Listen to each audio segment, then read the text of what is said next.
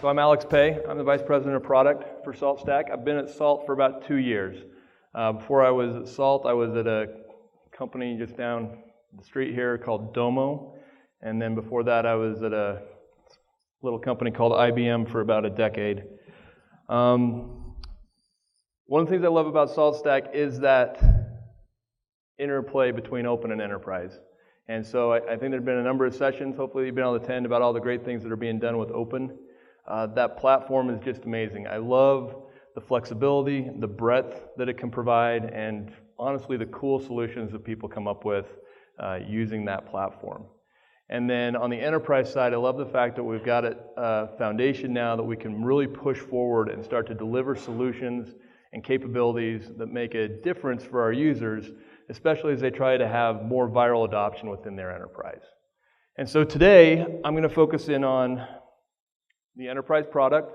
Specifically, we've got 2 releases that are coming up over the next 6 months or so. Can everybody still hear me? It sounded like it got a lot quieter. So? Okay. So we'll go over the key features, and I'll give a quick demonstration of each, and then more insight into the timeline. How many of you were able to go to the sneak peek on the SecOps solution this morning? Okay. I'm not going to dive too deep into that because there is that session and they're going to repeat it tomorrow, right? So instead of me kind of retreading part of that, I'll just leave that. We're also recording these so they'll be available later, but I'll cover the next 2 major releases for the enterprise that are coming. And then we'll have some time for some Q&A. Then we'll be sure to get out of here on time so that you can get back for the party. Probably seen this a few times. Our vision, I mentioned it earlier, is to secure and manage every IT environment in the world, and these features help set us up to do just that. So we're going to dive right into it. As we look at the next release, we're calling it Enterprise 5.5.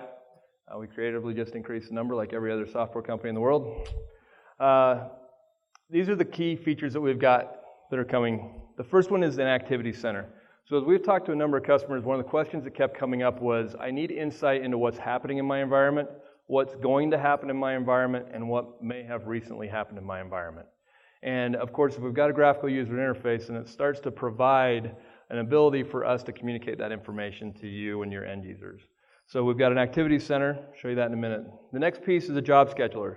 And so as you're aware, there's a scheduler in Open that allows you to set certain schedules for jobs to run in a certain cadence. What we've got here is, of course, the graphical user interface component of it, but also a persistent piece of it.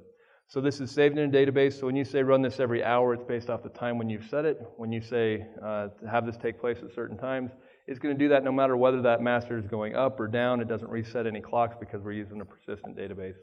And of course, we've got some additional flexibility to make sure that you can zero that in to exactly what you want, whether it's on a recurring basis, whether it's using a cron, whether it's just one time. You've got a number of different options to make sure that that job runs at the exact time that you want it, and that you can always see when it's coming up. Next one we've got up there is a proxy, the enterprise proxy. All right, so it's not going to resonate a whole lot with this group, but anybody here aware of what the proxy minion does?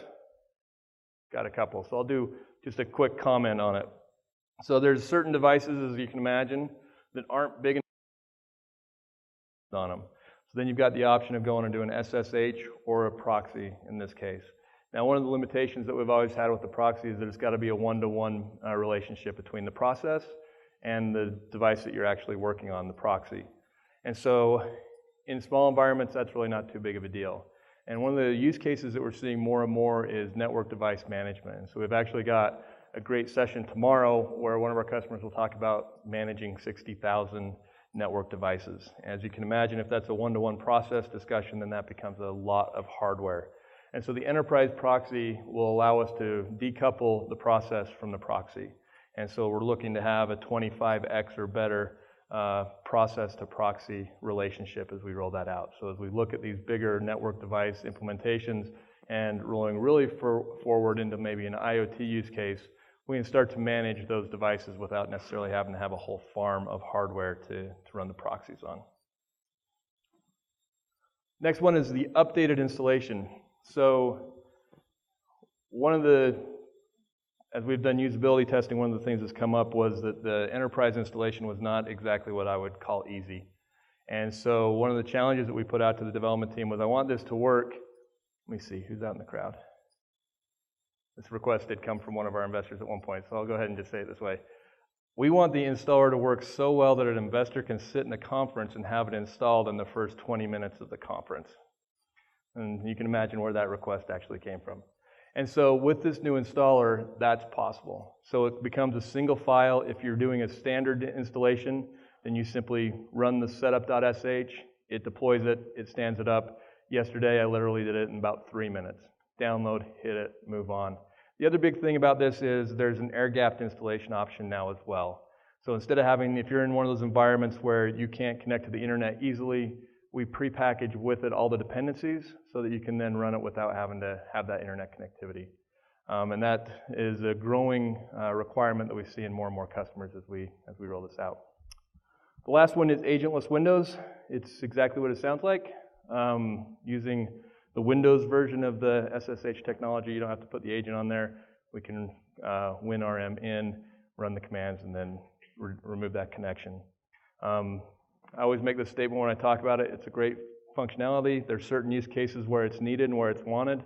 But from the SaltStack perspective, we always think that having an agent on that machine is the best solution because it gives you, one, that real-time connectivity. It allows us to monitor events and put reactors on there, beacons on there that can then signal back to our reactors to take action. But there are definitely use cases where an agentless option is useful, and now we'll make that available not just for Linux, but also for Windows. So let me jump in and just show a quick demo of the Activity Center and Job Scheduler. All right. So for those of you that are familiar with the Enterprise UI, you'll be familiar with this. There's certain changes that we'll go over in the 5.6 release that'll show you where we're going with some of the UI and how that's going to update and enhance over time. So like I mentioned, the big thing about the Job Center, Activity Center is giving you that insight into what's coming, what's running, and what has run in the past. Excuse me. So as we land here, what you can see is that I'm in a section that's showing me all the different jobs that have been planned. Right? So this goes hand in hand with the job scheduler piece of it. And from here, I can start to whittle down or take action to find a specific job. So let's say that I know that there's a specific audit that I'm concerned about, and I just need to know when that's going to run, right? I've got some other activity that's happening on my in my infrastructure. If it's going to conflict with that, then maybe I just need to say, you know what, instead of having it run, go ahead and skip this particular instance. It can run the next time because by then that network traffic will have passed. Of course, then I can defilter, if you will, remove the filter and get back to my normal view. I can do that across any of the attributes of this job, whether it's the status, whether it's the job, whether it's the target, or what the runtime might be. We, of course, give you granularity to see what times those are going to run. Fortunately, I didn't think far enough ahead to have a whole bunch of jobs that are hitting right now. If I had, then you'd see a list of jobs that are running. One of the things that we've added here is the ability to pause orchestrations. If it's a single-step job, and then, of course, once that's fired to the minion, the way Salt works, that there's not any communication there until the minion responds back with its response. But if you've got a multi-step process and you realize that at some point in there you need to stop that orchestration, we've got the ability for you to select it here and say pause this orchestration. When that minion checks back, it'll get that pause state and it'll wait for its next command, which will be up to you to say, I want to actually delete this job, or maybe I want to resume it. And those options are available right here from the GUI. Then the last piece, of course, is I want to see everything that's completed. And you're able to see this on a few different areas. You can see, in this case, I've already got it showing all the scheduled ones, and that's really all that I've got. But you can say, show me just all the scheduled items, or show me all the ad hoc jobs. And ad hoc jobs would include something that you came in and ran as a one-off from the graphical user interface, or maybe it's stuff that's just coming from the command line. And all that's going to get correlated into this, so it's kind of one view for that job history. And this will become the predominant job history view as we roll forward with SaltStack Enterprise. Shifting gears quickly, let me go in and show you the schedule piece. So this is a list of schedules that have been created in this particular system. You can see I've got one of them here that I've disabled. Just a quick explanation of the difference between skipped and disabled. So I showed you skipping a job earlier. Skip is a single job instance will get skipped. So in this case, I want that schedule to continue to run in its scheduled time, but for this particular instance, I want to go ahead and skip that. Disabled basically says, I don't want to delete the schedule. but I don't want this thing to run again until I come back and re-enable it, right? And so it's just about giving you control over how and when your jobs will run. So I can drill in and take a look at this particular schedule. You can see there's none running, but all the rest of the future ones are skipped. You can see that those have been running for a while, but I just disabled it last night to give us some context here. And then when that time comes, you can go ahead and say, you know what, I just want to go ahead and re-enable this particular job. And it'll re-enable those so that we can come back to upcoming. And now you'll see that all those are scheduled. Really, and the goal here is just to make it very clear, very crisp, what's taking place and being able to put you in charge of taking that action. Let me just show you how easy it is to create a schedule. And then I'll just kind of quickly talk about how some of the permissions work here. This is the worst part of any live demo for me. Anybody got a good schedule name that they feel really passionate about? All right, I'll just call it Schedule 1. So you simply give it a name. You select your predefined jobs. In this case, we'll go with a usage scan. You then pick your targets. Right now, I just got the default one, so we'll just send it to all minions. And then you've got your various options. Like I mentioned, the recurring one, which is basically saying run this every hour, every minute, every day, every month. And you can get to a variety of granularities there. Or you can go in and say, I want this to run on a repeating schedule, so I can have it run daily at 3 o'clock. Or I can even get to a more weekly setup where I can specify and say, I want this to run Monday, Tuesday, and Thursday at different times. And you can set that schedule so that it's at the time that you need it to run, so that you're always in control there. I call this option the Super Bowl option. I run this same job every Sunday at a certain time, but there's that one Sunday a year where I'm not going to be there to do it, so I'm going to go ahead and set it. It'll run that and be done. And then if these features all fail you, you can go crazy with your cron script and get to all the crazy machinations that a cron can get you to. Now down below you may have noticed that there's different pieces and parts that you can even further refine this. So you can have a blackout window and say I want this to run every hour, but not within a specific range. Let's say you want it to run every hour but not during business hours, right? You can set that up with the not within range, or you could also go with the within range, just have it be outside of those hours. You can have this have a start date, so you need to start sometime in the future, or maybe you just need to know that it cuts off at the end of the fiscal year, whatever it might be. And then the one that always gets a lot of questions is, what does splay mean? This just means maybe you've got 100 schedules that you've all set to run at 3 o'clock, and you put in a splay amount, and it'll just automatically randomly generate a window there that'll kick off those jobs so you don't overrun the system. So it's effectively a number of seconds that you want it to be within that specific time period so that you don't just bog down the entire system. And you've got run and save, which probably pretty clear, and then the idea of max parallel jobs.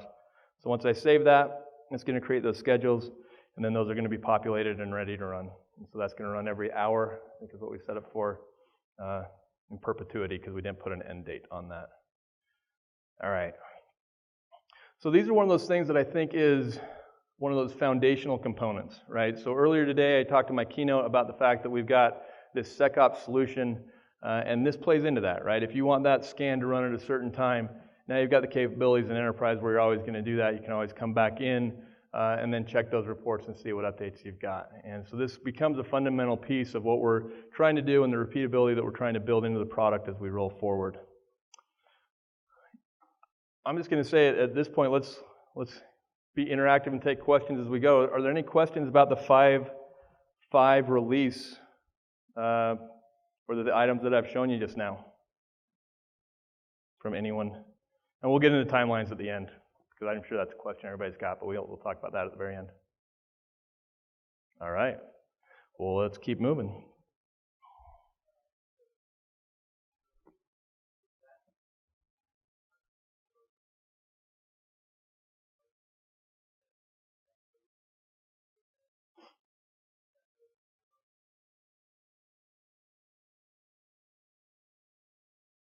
Okay, and let me just repeat it so the camera gets it, all right? So the question was, the Windows Agentless piece, is that mostly for legacy Windows devices or just ease of use, right?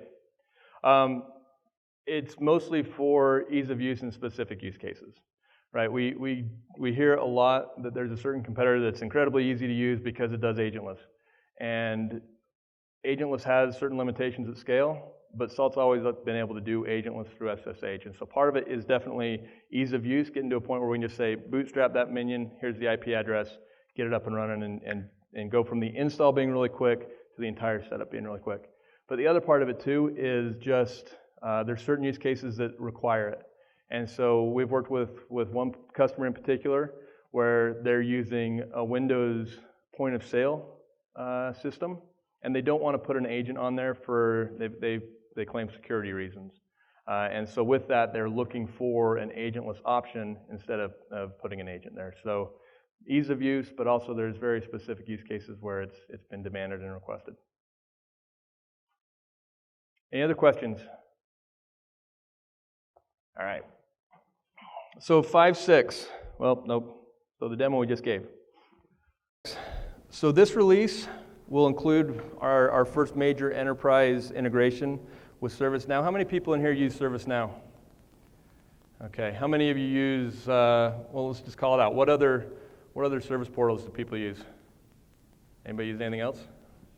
Cherwell, that's the other one we hear. Any others? What was that? Jira? Yep, okay, cool. What was that one? Acello?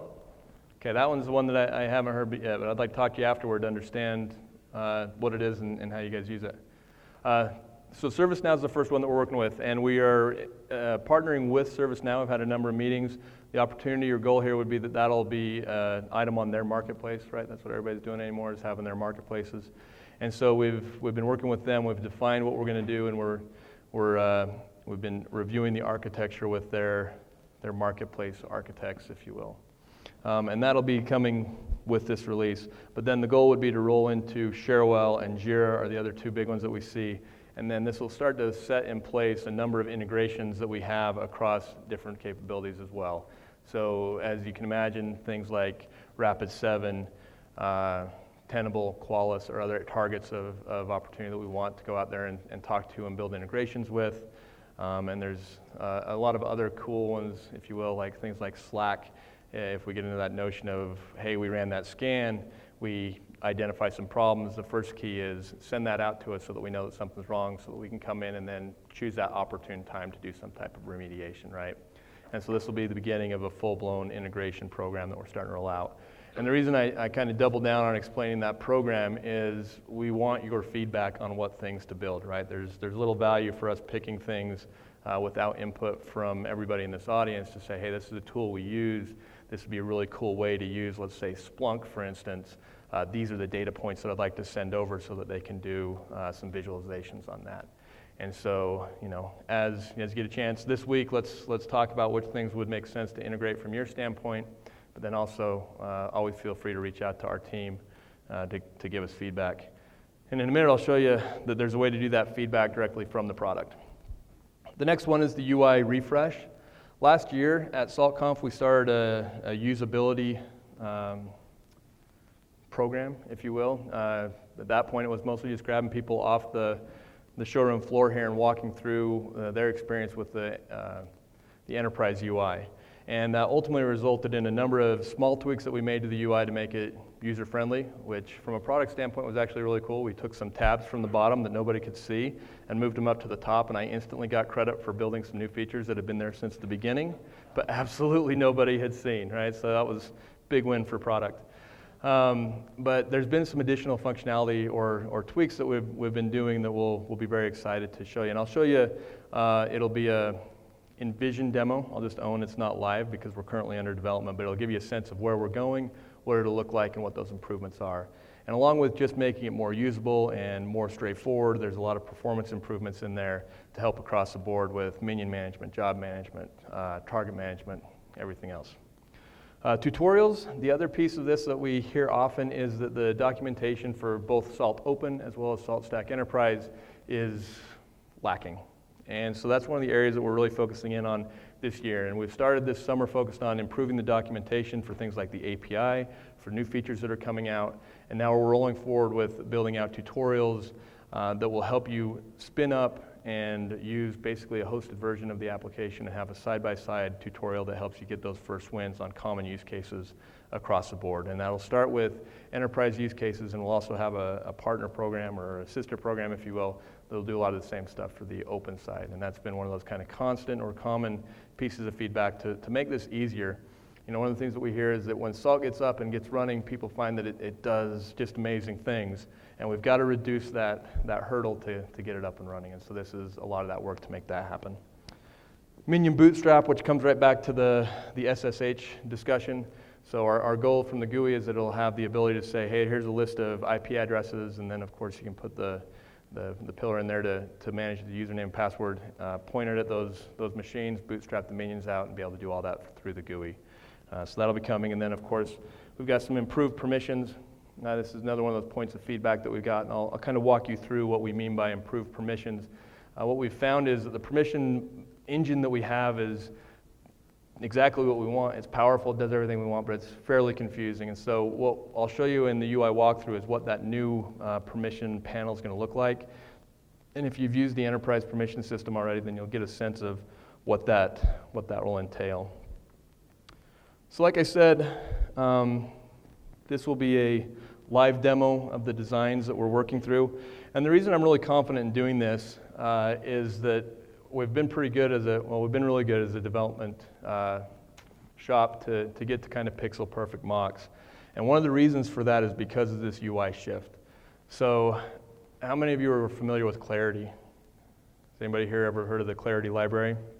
So we've wanted to standardize on a component library, and the main reason for that is, one, it draws the usability into a case where a lot of people have seen this layout, they understand this layout, and it's familiar to them. So when they get dropped into here, they know, oh, okay, well I can get to my minions by going here, right? Instead of having a quick switcher down the side that's mostly icons, we use words.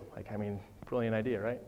So we use words to make it really clear what we're doing, where we're going, and how to use it. And so one of those key things was to use a component library that was third-party maintained and easy for us to leverage, right? So in this case, I'm just going to do a quick walkthrough. A lot of it will look familiar, and then I'll dive deep into the permissions aspect of it, because that's where we've tried to push, or a good example of how we're trying to simplify the experience, but deliver the same level of functionality for the user as the ultimate end goal. So honestly, one of the simple ones was we took this page and called it the minion page. In the current example, it's called the targets page, but every time we talk to a customer, they would say, all right, let's go to the minions page and do such and such action. So it's a simple thing, right? We changed the name. A lot of the capabilities remain the same. We have the functionality of filtering, sorting, all that type stuff that would be done right on the table. The other big thing that we've done with this page is right now when you go and define a target, you go into a new widget where you define that target. And it allows you to do all kinds of really cool stuff. You can do ands, you can do nots, you can do ors, you can do a lot of that. But what we found was most people, what they want to do is start to filter on this table, get it to a view and say, that's the target I want to work with, right? They weren't doing a lot of fancy stuff. And so that's what we'll allow you to do. You create these filters on the table. Once you get to the view you want, you go ahead and say, save this as, and it'll save your target. Now, of course, there's going to be an advanced view that allows you to then go into those more robust targeting capabilities, whether it's a bunch of ors in the filtering, or maybe you just want to put the straight target language in there. That advanced functionality will be there, but what we found was that's less than 10% of the users that actually are trying to do that. Most users were struggling through this advanced screen just to get to what would have been a filtered view of the table. So those are some of the examples of what we're pushing towards on this UI component. The other big piece of it, it's going to seem simple, pagination and ultimately lazy loading. Right now, in certain pages, you'll see that it spins for a while as it tries to load your 10,000 minions because we're loading everything into the DOM and then putting it on the user interface, right? And so the new UI will allow us to put that into a pagination, and then you're only loading the first 10, and if you need to go to the next, then you can go to the next, like we're all used to. But what we found again is more than 90% of the people are looking for something that comes in those first 10, 15, 20, 50, and it's really quick for us to load that. It's rare that they're really thinking, oh, I need to see minion 9,998, right? And so, if you need to get to that, we want you to go ahead and be able to filter to it, but not have to wait for the other, 9,000 items to show up. The Activity Center I just walked you through. This is what it'll look like in the new look and feel. I'll point out, the tables that we're using in the new stuff are like this, and they look different than what you would have seen traditionally in the enterprise. And so we'll have this tech preview of the Activity Center just because it's using some of the new Angular and Clarity components rather than the old homegrown stuff. Templates is the area that we use to discuss things that we're going to build, bless you, whether that be jobs, schedules, pillar, or your file server. So you'll always be able to come to one place and know, well, this is where all of my things, all of my objects get created and maintained. And so you'll be able to come into there, work with that, and then move on. The SecOps stuff, like I said, go to the demo tomorrow. And then I wanted to come into the settings piece. And so this goes back into that kind of initial getting started workflow that we're really trying to streamline. So we believe that we've cracked the install problem, right, and get that up and running really quickly. And so now our focus had turned to let's improve LDAP and Active Directory, which came in our 5.4 release, and now we're focused on permissions. And so we use the same more intuitive UI here for preferences, users, directory service, same components, just kind of in a different layout. Where it gets a little bit different, though, is with the roles. So who here has used roles in the current enterprise product? Okay. Was it clear? I think there's 68 different check marks. Yeah, I'll apologize now for anybody that's had to do that. It comes back to that same notion of what are the key things that people are trying to do? And that was always the question that we were asking ourselves as we came to each one of these pages that we were kind of refactoring. And the reality was they're trying to do a handful of things. Run jobs against targets at a certain time. And so instead of asking you, well, which of these 68 things do you want to check, we simply ask you those questions. Do you want this person to be able to create or edit new targets, modify pillar, modify systems? And you check those items for each individual role, and that for the majority case is all that you really need. The other aspect of that, if you will, the other side of the coin is which of those targets do you want them to have access to? So if you say they can have access to a target, then you can come to this screen, it'll list out your targets, and you go ahead and select the level of access that they have. Now, like I said before, this is, we'll say, the 90% use case, but there's always that time where you need to get into the deep weeds, and so you'll always be able to come to an advanced view and see those glorious 68 checks and be able to have an idea of, the level of granularity you need to be at. But what's a little bit different is, as you check things off on that basic side, we'll start to check things off over here so that you have an understanding of what those things look like and also a much better understanding of what the mapping looks like between one end and the other. So that when you set up a role, when you set up their permissions, you're really clear on what they're going to be able to do, not only in the granularity level, but also in just common terms of they will be able to run jobs against a CentOS target, and that'll be very clear. Right? And so again, seems like a simple thing. It's something that we saw that needed to be improved and something we spent a lot of time making sure that it was not only clear and accurate, but also translated well into the user interface. So, excuse me, that got loud. Let me jump into the timeline. Like I said, the security ops stuff, I would just recommend you go to that session. It's a 45-minute discussion on its own, but that'll just be a teaser for it. So as we look at the timeline, this is what our next year looks like. The 5.5 release will be coming out in October. If you forget when you pick up one of the very cool rock and roll tour shirts tonight, it's the bottom one, right? No, it's the second to the bottom one, and it'll say October 2018. Those are the first items we went through. We're looking at a Q1 release, early Q1, targeting January for the 5.5 release. The SecOps stuff will also be in Q1, and then we start to roll out more security-oriented aspects as we roll further into 2019. And so if you go to the SecOps solution discussion tomorrow, you'll see that basically by the SaltConf of next year, we'll have the compliance risk capabilities taken care of, the vulnerability management and patching, and then the reactor systems in place as well. So what questions can I answer? Yeah. Are there enhancements being made to reporting in Enterprise? Enhancements to reporting? Yeah. Export to a CSV. So you can export most of the reports to CSV today. So it'd be good to talk to you to understand which ones you'd like to see enhancements to. With that UI refresh, we're also going to do a landing page that's a dashboard of common widgets. And part of that too, again, I'll survey the crowd and ask you to come up after to talk to me about it. What are those key pieces of information and data that you want to see in there? Like one of the things that Salt's really good at is gathering a lot of data, and we can graph it in a number of different ways. But what we really want to know is what are the key pieces of information when you land on that page? They represent quickly, and then you can drill into the different aspects through those charts. So as an example, I can create a statement with all the salt packages. Mm-hmm. So being able to export and understand that dictionary to be able to format a CSV that would show server name package. Okay. Something to that nature. Yeah. No, for sure. Let's get together and see how we can work through something like that. What else? Will it be easy to use for the enterprise to do the install on older type systems like RHEL 6? We've had problems because you can't use Salt SSH because RHEL 6 shipped with Python 2.6. So we can't install a menu of Salt SSH because it can't run that. Okay. Yeah, so I would ask that we open a support ticket and we can look into what's causing that to happen and how we can make it a smoother experience for you. Right, that's going to work similar to the way it would with Open. Yeah.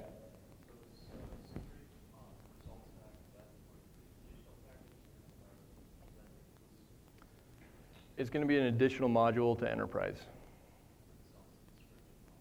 Right, it would follow the same subscription model, just as an additional module that would be added to it.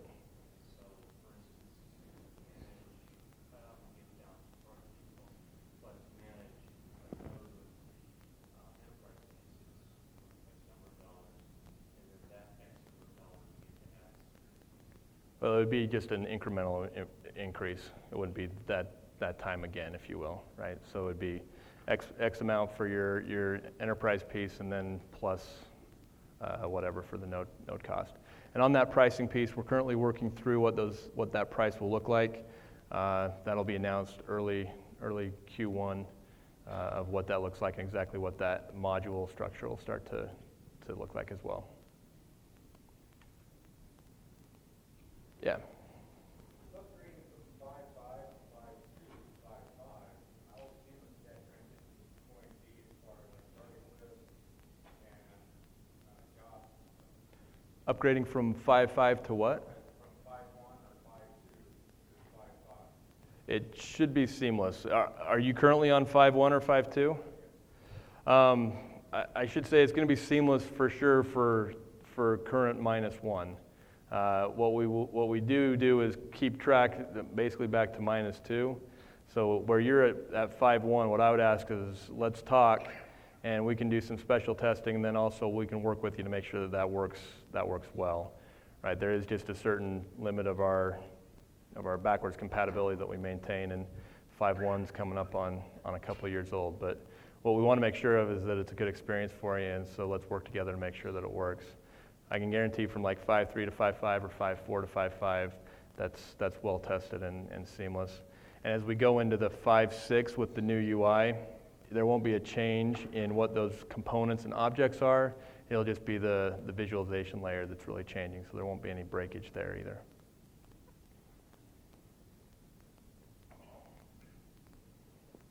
What other questions?